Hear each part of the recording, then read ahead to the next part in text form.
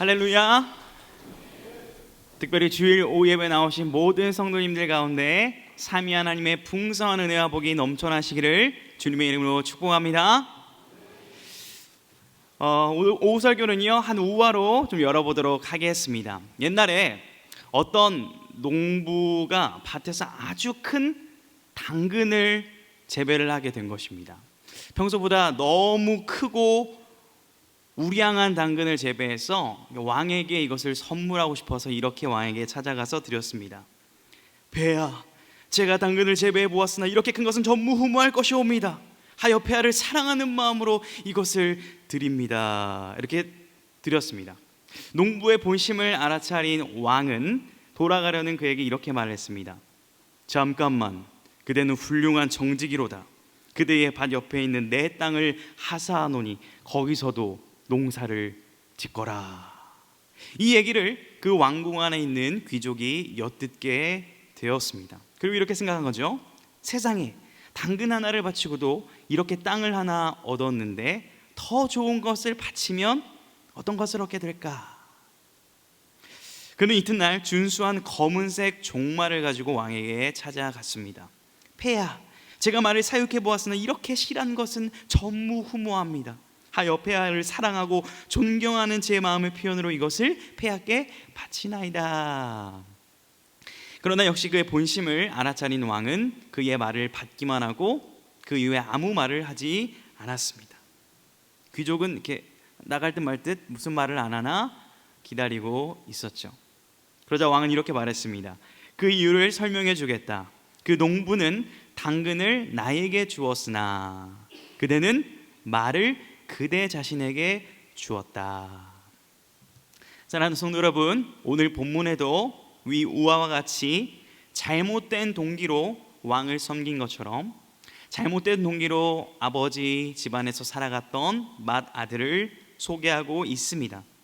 오늘 이와 같이 비슷한 우리의 모습을 잘 아시는 주님께서는 오늘 하나님의 말씀을 통하여 우리의 내면과 중심의 동기를 고쳐주시고 우리가 하나님의 은혜와 사랑 안에서 행복하게 신앙생활 하시기를 원하신다는 것을 믿으시기를 주님의 이름으로 축복합니다.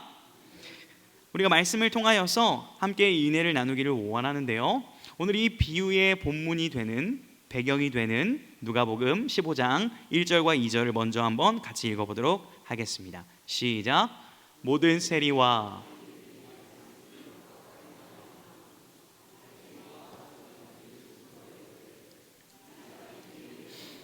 음식을 같이 먹는다 하더라. 아멘. 세리와 죄인들, 바리새인과 서기관들이 모두 있는 상태에서 주님께서 이 비유를 하고 계신 상황입니다. 기억이 안 나시겠지만 놀랍게도 저번 오후 예배 설교에서 이 얘기를 한번 드린 적이 있습니다. 누가복음 15장을 보게 되면요, 잃은 양 비유, 잃은 드라크마 비유, 잃은 두 아들의 비유가 점진적으로 소개가 되고 있습니다. 이 비유의 특징과 포커스는요, 결국 잃어버린 아들들, 그 아들들을 안타깝게 바라보시는 아버지에게 초점이 맞춰져 있습니다. 우리는 탕자하면요 보통 둘째 아들에게만 포커스를 맞추지만 오늘 본문을 보게 되면 첫째 아들 또한 탕자임을 우리가 알 수 있습니다. 그는 길을 잃어버렸는데 들판과 밖에서 잃어버린 것이 아니라 집 안에서 갈 길을 잃어버렸다라는 것입니다. 오늘 이 비유를 통하여서 맏아들은 누구를 나타내고 있고 우리 가운데 어떤 은혜를 주시기를 원하는지 함께 풍성한 은혜를 누리기를 주님의 이름으로 축복합니다. 우리가 본문을 통해서 첫 번째 생각해 볼 것은요, 비교의식과 잘못된 동기로 집 안에서 길을 잃은 맏아들입니다. 오늘 25절을 보게 되면 맏아들은 하루 종일 밭에서 일을 한 것처럼 보입니다. 아마 대부분 여기 계신 성도님들도 농사를 경험해 본 경험이 있으신가요? 네. 저도 도시에서 자랐기 때문에 손에 흙을 안 묻혀볼 것 같이 생겼지만 흙을 방학 때마다 나름 묻혀 보았습니다. 외할아버지, 외할머니 댁에 가서 방학마다 이렇게 농촌 체험들을 하곤 했는데요, 사역자가 되어서도 이렇게 시간을 내어서 일을 도와드리곤 했습니다. 하루만 밭일을 해도 어찌나 허리가 뻐근하고 아프던지 저보다 60대 80대인 아버지와 할아버지가 일을 더 잘하시는 모습을 보면서 나는 농사 쪽은 재능이 아니구나 이렇게 생각했던 적도 있는데요. 어찌되었든 몸을 쓰는 일이었기 때문에 그 일을 마치고 돌아오는 길은 매우 피곤하고 뻐근했을 것입니다. 마다들은 평상시처럼 그렇게 일을 하고 평온하게 아무 일 없었던 듯이 집으로 돌아오고 있었습니다. 그는 평상시처럼 조촐하고도 소박한 밥상 정도를 기대했을까요? 그런데 웬 말입니까? 뭔 소리가 들리죠? 어떤 소리가 들리죠? 풍악과 춤추는 소리가 들리는 겁니다.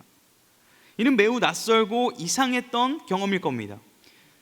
근 몇 개월 혹은 몇 년간 이것을 경험해보지 못한 일이 벌어지고 있는 것입니다. 그러자 그는 종을 불러서 상황 파악에 나섭니다. 27절에서 종은 상황을 있는 그대로 사실대로만 보고를 해주는데요, 그 보고를 들은 마다들은 매우 점진적으로 충격을 받게 됩니다. 동생이 돌아왔다는 것입니다. 그런데 아버지가 그를 다시 맞아들였다라는 것입니다. 심지어 맞아들였는데 뭐를 열었어요? 파티를 열었다는 사실을 들었을 때 그는 충격을 받았을 뿐 아니라 28절에 보게 되면 노합니다. 여기서 노했다라는 것은요, 그냥 화를 낸 정도가 아니라, 제가 여기서 예배 시간이니까 화를 낼 수는 없지만요, 정말 소리를 바락바락 지르며 울분을 쏟아내는 아주 거칠고 맹렬한 그런 노를 말하고 있습니다. 마다들은 왜 이렇게 화가 났을까요? 많은 이유가 있겠지만 저는 이것을 창조의식이 아닌 비교의식에 휩싸였기 때문이라고 말씀드리고 싶습니다. 창조의식이란 하나님의 시선으로 나를 바라보고 하나님의 마음으로 살아가는 것을 의미합니다. 그러나 비교의식이란요, 죄로 인하여 왜곡된 시선과 관점을 가지고 나 자신과 세상을 바라보는 그러한 관점을 말합니다. 마다들은 비교의식을 가지고 자신의 모습, 이 상황을 바라보았던 것이죠. 우리도 어떠한 관점으로 세상을 바라보는지 짧은 테스트를 한번 해보도록 하겠습니다. 만약 교회에서요, 옆에 있는 지체가 이렇게 얘기를 한다고 한번 상담을 하러 왔다고 해보겠습니다. 한 젊은 청년이 찾아와서 이렇게 얘기를 하는 겁니다. 권사님, 장로님, 성도님, 목사님, 제 얼굴이 너무 못생긴 것 같아요. 눈은 쫙 찢어졌고 얼굴은 너무 크고 피부는 별로 안 좋은데 저 성형수술해도 될까요? 라고 물어본다면 뭐라고 답을 해주시겠습니까? 예? 그래라고 네, 이게 제 마음이라고는 생각 안 해보셨습니까? 제가 혹시 성형수술 하고 싶다고 말을 하면 어떻게 답을 해주실 겁니까? 아마 그래 해라, 더 예뻐져라, 이렇게 말을 할 수도 있고요, 아니면 너의 있는 모습 그대로 너무나 아름답고 충분하다, 이렇게 얘기를 아무래도 우리가 해줘야 되지 않겠습니까? 그러나 우리는 알게 모르게 이 비교와 경쟁의 의식이 우리 안에 자리 잡고 있음을 부인할 수 없을 것입니다. 창조의식과 비교의식을 다시 한번 정리해보면요, 창조의식은 성경의 기준으로 하나님 나라의 질서로 살아가고 바라보는 것을 의미하고, 비교의식은 세상의 기준과 인간 나라의 질서로 바라보고 살아가는 것을 의미합니다. 이러한 비교의식에 완전히 휩싸였던 이 마다들은 오늘 본문에서 이렇게 그의 속마음을 토로합니다. 우리 29절과 30절을 같이 읽어보겠습니다. 시작. 아버지께 대답하여 이르되 내가 여러 해 아버지를 섬겨 명을 어김이 없거늘 내게는 염소 새끼라도 주어 나와 내 벗으로 즐기게 하신 일이 없더니 아버지의 살림을 창녀들과 함께 삼켜버린 이 아들이 돌아오매 이를 위하여 살찐 송아지를 잡으셨나이다.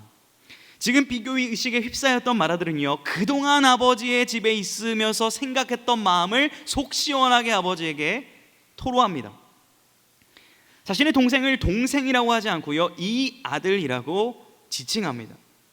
나는 아버지의 명대로 잘 섬겼는데 염소 새끼도 주지 않고, 이 아들은 아버지의 명을 어겼을 뿐만 아니라 집을 나가버렸는데 살찐 송아지를 잡다니요 라고 굉장히 합리적이고 논리적이고 대조와 비교를 통한 강력한 마음을 어필하고 있는 겁니다.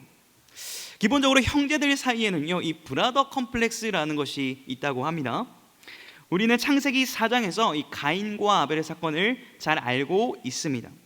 첫째가 기본적으로 부모님의 사랑을 잔뜩 받다가 이 둘째나 셋째가 태어나며 부모님의 관심과 사랑이 옮겨져 가는 것을 굉장히 힘들어하고 그것으로부터 많은 스트레스를 받는다라고 합니다. 혹시 가정에서 몇째이신가요? 저는 혹시 첫째처럼 보이나요? 아니면 둘째처럼 보이나요? 막내처럼 보이나요? 막내처럼 보이나요? 예, 감사합니다. 좋은 의미겠지요? 막내가 맞습니다. 예. 형들은요, 기본적으로 동생에 대한 조금의 불만과 감정들이 있다라고들 합니다. 오늘 이 맏아들은요, 이 분노가 극에 달한 상태입니다. 이 분노를 아버지께로 쏟아내고 있습니다. 심지어 아버지의 처사가 올바르지 못하다라고 아버지에게 항변하고 있는 중입니다. 맏아들은요, 아버지께 충성했다라고 말은 하지만 실질적인 행동과 결과를 까놓고 보면 아버지의 명예를 실추시키고 있는 상황입니다. 혹시 지금까지 이 맏아들의 얘기를 드렸는데요, 이 맏아들이 공감되고 이해되는 분이 있으실지 모르겠습니다. 뭔가 맏아들도 억울하겠다, 그래도 열심히 일했는데 염소 새끼라도 좀 잡아주지, 보상을 좀 받고 해야 되지 않겠나라는 그런 공감이 되실 수도 있겠습니다. 그렇다고 한다면요, 우리 또한 우리의 신앙생활의 동기가 무엇인지를 조금은 더 면밀하고 깊게 살펴볼 필요가 있습니다. 혹시 우리 또한 비교의식과 세상의 공로주의에 휩싸여 신앙생활하고 있지 않은지 말입니다. 얼마 전 소천하신 팀 켈러 목사님은요, 그의 책 탕부 하나님에서 이렇게 이를 표현하고 있습니다. 당신도 하나님께 순종해 착한 사람이 되려고 열심히 노력했다는 이유로 그분이 당신에게 복과 도움을 베푸셔야 할 의무가 있다고 믿는다면 예수님은 당신을 돕는 자 내지 가마를 주는 모보는 될지언정 구주는 아니시다. 당신 스스로 구주 역할을 맡고 있다. 실로 무서운 지적입니다. 나는 정말 아버지의 집에 거하며 교회 안에서 신앙생활을 하며 내가 예배를 드리고 있는 동기가, 신앙생활을 하고 있는 동기가 무엇인지 조금은 면밀하게 돌아봐야 된다라는 말입니다. 혹시 이것들이 하나님 앞에 감사함과 은혜에 대한 반응인지, 혹은 나의 만족과 나의 이익을 얻기 위하여 하고 있는 것은 아닌지 돌아볼 필요가 있다는 것입니다. 사랑하는 성도 여러분, 혹시 또 나를 다른 누군가와 비교하면서 신앙생활하며 불행을 누리고 있진 않습니까? 교회 안에는요, 많고 다양한 성도님들이 존재하지만 특별히 모태신앙과 이 극적신앙들이 함께 공존하고 있다고 할 수 있습니다. 모태신앙들은요, 마치 이 돌아온 둘째 아들 탕자처럼 뭔가 극적인 변화를 되게 가지고 싶어 합니다. 그래서 예수님을 안 믿다가 교회로 회심하고 돌아온 사람들의 삶을 부러워하곤 합니다. 나는 극적인 체험이 없는데 그런 것을 좀 경험해 봐야 되지 않겠나라고 말입니다. 그런데 반대로요, 예수 그리스도를 늦게 믿고 교회에 들어온 분들은 교회에서 태어나고 자라서 생활하는 것이 얼마나 복인지 그것을 부러워하는 경우를 종종 볼 수 있습니다. 성경 내용도 어릴 때부터 잘 알아왔고 찬양도 많이 들어왔고 기도도 어릴 때부터 했으니 얼마나 더 좋은가라고 말입니다. 그렇기 때문에 사실 둘 다 장단점이 있습니다. 비교할 것 없이 자신에게 주어진 은혜와 상황에 감사하며 자족하면 되는 것입니다. 혹시 우리가 비교 의식 속에서 잘못된 동기로 신앙생활하고 있지는 않습니까? 부디 오늘 이 시간 우리의 중심과 이 예배를 드리는 동기가 오직 주의 사랑으로 변화되어지는 역사이기를 주님의 이름으로 축원합니다. 두 번째, 우리가 본문을 통해서 묵상할 수 있는 것은요, 무조건적 사랑으로 친히 탕진하시는 아버지를 묵상할 수가 있습니다. 한번 질문을 드려보도록 하겠습니다. 오늘 본문에 나타나는 아버지는요, 공평하신가요? 아니면 조금 차별을 하시나요?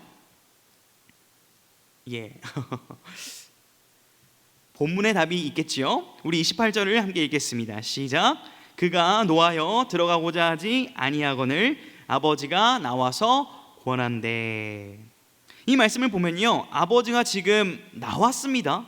사실 아버지 입장에서는요, 종을 보낼 수도 있습니다. 지금 한창 파티가 진행 중에 있습니다. 이 파티의 대표이고 파티장인 아버지는요, 의무적으로 그 자리를 지킬 책임이 있는 자리입니다. 그러나 첫째 아들이 안 보이자 첫째 아들을 찾으러 그 파티장을 벗어나 직접 나온 겁니다. 실로 아버지는요, 둘째 아들과 첫째 맏아들 모두에게 찾아오신 것입니다. 당시 문화적 배경으로 아버지가 이 파티장을 빠져나왔다는 것은요, 심각한 명예의 실추가 됩니다. 체면이 서지 않는 일입니다. 심지어 첫째 아들 장남이 이 파티장에 없다라는 것은요, 동네 사람들이 이것을 봤을 때 매우 창피해하고 명예가 실추되는 그러한 사건이었습니다. 이러한 배경 속에서도 아버지는 나오셔서 계속 권했습니다. 여기서 권하다라는 헬라어의 문법을 보게 되면 현재 지속적으로 계속해서 말을 하고 있는 겁니다. 한 번 말한 것이 아니라 들어가자, 함께하자, 괜찮아라고 지속적으로 말씀하신 것을 알 수 있습니다. 그런데 맏아들의 반응이 무엇입니까? 29절과 30절을 보게 되면 고개를 빳빳이 들고 대드는 겁니다. 아버지의 그 사랑의 음성의 초청에 응하지 않는 거예요. 지금 첫째 아들은요, 둘째 아들을 욕하고 있지만 자신의 행동을 통해 아버지를 욕되게 하고 있는 모순적인 행동을 하고 있는 것입니다. 30절에서 둘째와 비교하여서 자기의 의를 막 내세울 때요, 이 둘째 아들 동생을 폄하할 때 아버지의 살림을 창녀들과 삼켜버린 놈이라고 아주 동생을 엄청난 표현으로 조롱합니다. 그런데요, 사랑하는 성도 여러분, 그거 아시죠? 둘째 아들이 돌아올 분깃을 아버지께 받았을 때 아버지는 각각 그 살림을 나누어 주셨습니다. 즉 아버지가 죽어야만 받을 수 있는 유산을 둘째 아들에게만 준 것이 아니라 첫째 아들에게 주었을 때 첫째 아들은 그것을 거절하지 않고 받았다라는 것입니다. 겉으로는 아버지를 위한다고 하였지만 그 마음의 동기 가운데 아버지의 유산이 탐나 그것을 덜썩 받았던 첫째 아들입니다. 로버스 스타인이라는 분은요, 이 예수님의 비유란 책에서 오늘 이 맏아들을 이렇게 묘사하고 있습니다. 실로 맏아들은 의와 공의에 대한 높은 식견을 가지고 있었다. 그러나 그는 자비에 대해서는 거의 알지 못하였다. 그러기에 그는 마침내 그의 아버지가 은혜로우시고 자비로우신 분이라는 사실조차도 인정하기를 꺼려했던 것이다. 사랑하는 성도 여러분, 우리가 오랜 시간 신앙생활을 했다고 해서 영적 어른이 되는 것은 아닙니다. 우리가 하나님의 사랑과 자비에 대한 이해가 전혀 없다면요, 우리는 영적인 갓난아이거나 아이일 확률이 높습니다. 문제는 내가 이렇게 부족하고 연약한 자임을 인정하면 성장할 수가 있는데 내가 어린 아이임에도 불구하고 어른인 것처럼 착각하는 경우에 성장이 일어나지 않는다라는 것입니다. 그러나 우리 아버지께서는 이러한 모습으로 사랑하는 자들에게도 아버지의 자비와 사랑을 보여주시고 가르쳐 주시기를 원하는데요, 그 기회를 우리에게 주시고 있습니다. 우리 31절을 함께 읽겠습니다. 아버지가 이르되 예 너는 항상 나와 함께 있으니 내 것이 다 내 것이로 돼. 오늘 이 31절은요 누가복음 15장을 쭉쭉쭉 읽어 나가다 보면 아버지가 처음으로 입을 여는 본문입니다. 아버지의 행동은 이미 표현이 되어 있었지만 아버지의 입을 열어 말하는 그 본문은 이 구절이 처음 나옵니다. 그만큼 중요하다는 이야기일 것입니다. 지금 이 비유를 듣고 있는 세리와 죄인들, 바리새인과 종교 지도자들은 과연 예수님의 입술에서 어떠한 답이, 어떠한 말이 나올지를 주목하고 있습니다. 당연히 그들이 기대했던 것은 아버지의 징벌과 책망과 처벌이었을 것입니다. 그러나 아버지의 첫 마디가 무엇이었습니까? 얘야. 헬라어로는 테크논입니다. 충격적인 말입니다. 나의 사랑하는 나의 아들아, 나의 자녀야 라고 입을 여시는 거죠. 우리가 부모님들이 많이 계시는데요, 자녀들이 말을 안 들을 때 화가 나면 어떻게 부르곤 하죠? 예, 이렇게 다들 너무 인격적이셔서 누구누구야 왜 이렇게 말을 안 듣니? 잘 말 좀 들으렴 이렇게 말씀하시나요? 어떻게 이렇게 부르시죠? 야 장난해 지금 안 와 지금 TV 안 꺼 뭐 이렇게 키우시지 않았습니까? 지금 사랑하는 아버지는 첫째 아들에게 얘야 라고 말씀하시는 겁니다. 분노와 잘못된 비교의식에 휩싸여 정신을 못 차리는 지금 아버지를 향하여 항변하는 이 맏아들을 향하여 진정시키시고 위로하시고, 얘야 괜찮아, 나야, 너의 아빠야, 나의 사랑하는 넌 내 자녀야 라고 말씀하시는 겁니다. 오늘 설교 제목이요, 탕진하시는 아버지입니다. 지금 부려막심하는 맏아들에게 집에서 같이 살았지만 사실은 아버지의 등에 칼을 꽂고자 마음을 먹었던 그 아들에게 시간을 쏟고 계시고, 아버지의 명예가 실추되는 것을 감수하고 아들에게 찾아 나오셨고, 아버지의 체면까지 내려놓고 아들을 사랑한다고 계속 고백하는 이 모습은 어떻게 보입니까? 누군가는 이 모습을 낭비와 탕진과 헛된 노력이라고 볼지도 모르겠습니다. 그러나 이것을 무엇으로 설명할 수 있겠습니까? 그것은 바로 사랑이죠. 아버지의 사랑. 코로나 기간에 원 디사이플스라는 유튜브 채널에서 한 설교에서 이러한 문구가 굉장히 제 마음에 감동이 되었습니다. 이런 문구입니다. 낭비가 사랑을 만나면 헌신이 되고, 헌신이 사랑을 이루면 낭비가 된다. 아버지의 이러한 노력과 이 헌신은요, 낭비와 탕진이 아니라 한 아들의 영혼을 살리고 회복시키시는 사랑이요 헌신이었다라는 것을 우리는 발견할 수 있는 것입니다. 그리고 이 사랑을 깨닫고 하나님 나라의 질서에 들어와 진정으로 아들이 행복하기를 원했던 이 아버지는 32절에서 이렇게 초대하죠. 이 내 동생은 죽었다가 살아났으며 내가 잃었다가 얻었기로 우리가 즐거워하고 기뻐하는 것이 마땅하다 하니라. 그리고 이 결말은 이제 어떻게 되었을까요?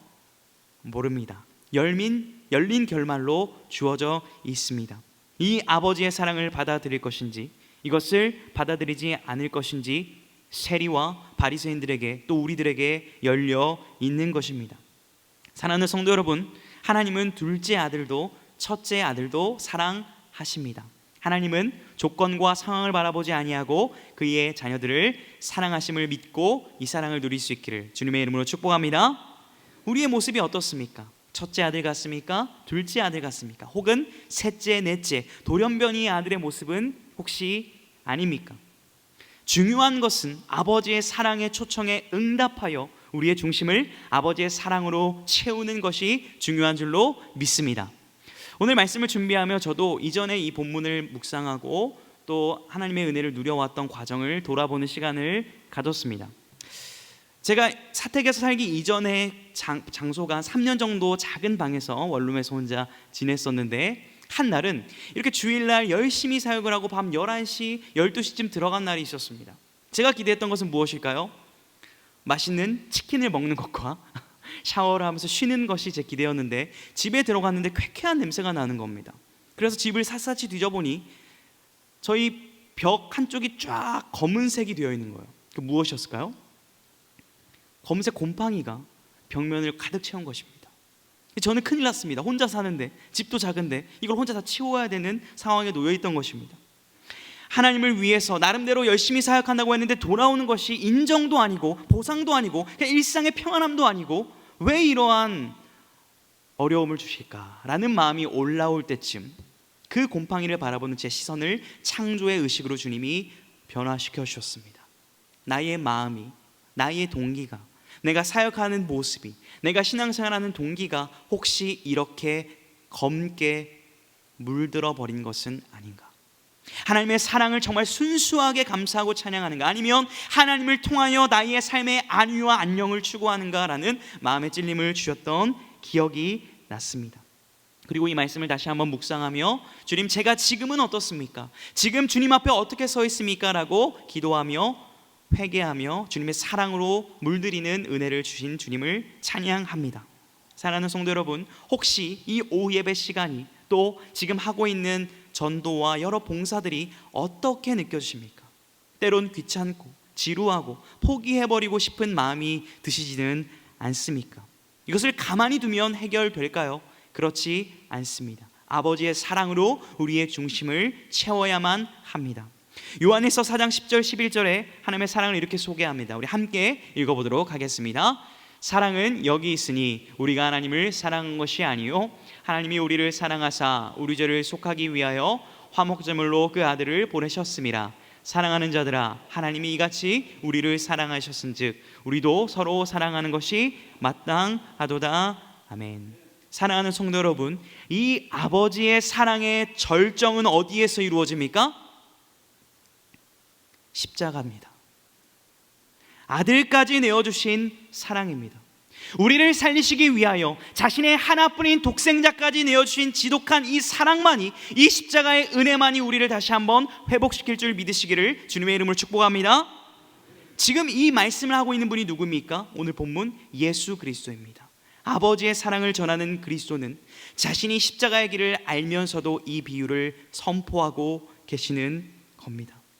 이 얘기를 듣고 있는 바리새인과 종교 지도자들과 모든 세리와 죄인들이 아버지의 사랑을 깨닫기를 원하셨던 것이죠. 이 사랑을 깨달을 때만 우리의 삶이 낭비가 아니라, 탕진하는 삶이 아니라 사랑과 헌신의 삶이 됨을 믿으시기를 주님의 이름으로 축복합니다. 그래야 아버지의 사랑을 늘 기억하고 묵상하고 충만하게 누림으로 말미암아 우리의 삶 가운데 늘 감사와 기쁨과 소망이 넘쳐나는 그러한 삶을 살아가실 수 있기를, 이번 한 주가 되실 수 있기를 주님의 이름으로 축복합니다.